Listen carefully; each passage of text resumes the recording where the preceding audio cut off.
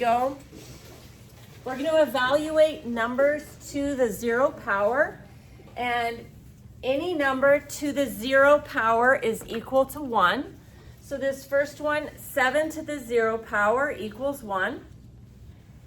8 to the 0 power equals 1.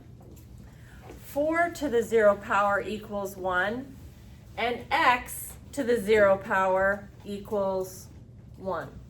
Okay, so far, anything to the 0 power equals 1. Now, sometimes you'll see it where you have something in parentheses to the 0 power, which means everything inside the parentheses is to the 0 power. So if everything is to the 0 power, then this one also equals 1. Negative 9 to the 0 power is 1. Negative x to the 0 power. I've got a whole bunch of stuff written inside parentheses, but all of it is to the 0 power, so it also equals 1. Now the problem that usually causes a little bit of struggle, is this case.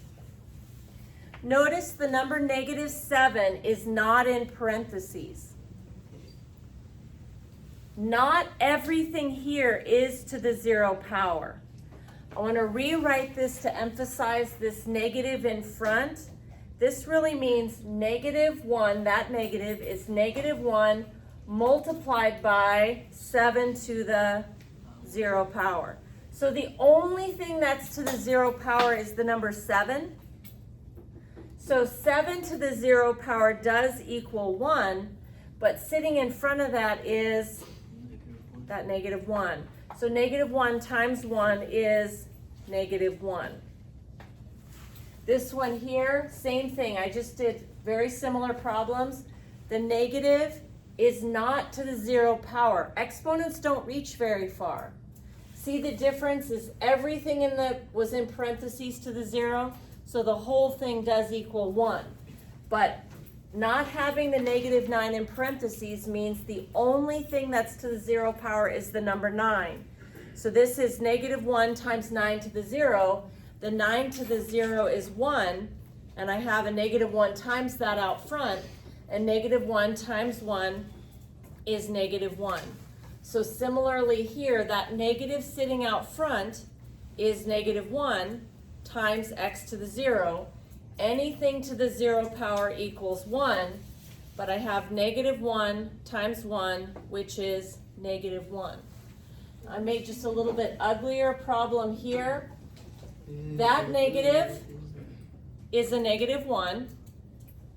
Then I have negative 3 to the 0 power, but all of that is in parentheses to the 0 power, so this is 1. But that negative there is negative 1, and then I end up with negative 1 times 1 is negative 1. I wanted to especially emphasize this one because students are so used to the mantra, negative, negative makes positive. But this negative, negative, it's not. Because order of operations, we do exponents before we do multiplication. So by finding the answer to the exponents, negative 3 to the 0 is 1, and afterwards multiplying by negative 1, that's why a negative negative is not positive. You're thinking of rules of multiplication, a negative times a negative. Well, we've got those exponents. Okay.